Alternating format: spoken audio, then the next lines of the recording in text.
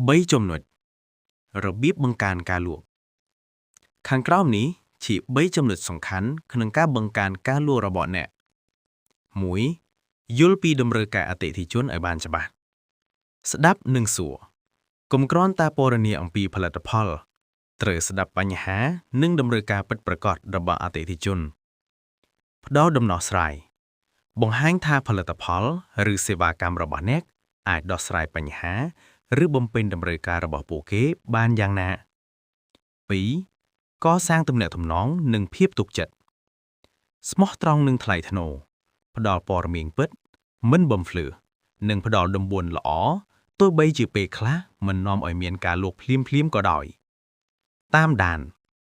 កុំភ្លេចទំនាក់ទំនងតាមដានបន្ទាប់ពីលក់រួចដើម្បីសួរពីការពេញចិត្តនិងរក្សាទំនាក់ទំនងឲ្យបានយូរអង្វែង 3. បង្កើនជំនាញផ្ទាល់ខ្លួនជានិច្ចរៀនសូត្រពីផលិតផលត្រូវយល់ច្បាស់ពីចំណុចខ្លាំងចំណុចខ្សោយនិងព័ត៌មានលម្អិតទាំងអស់នៃផលិតផលខ្លួនឯង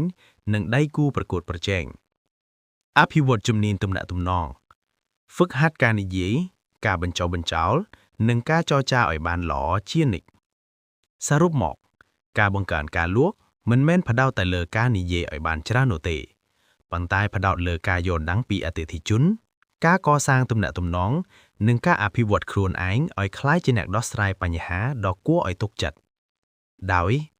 Master Forex Cambodia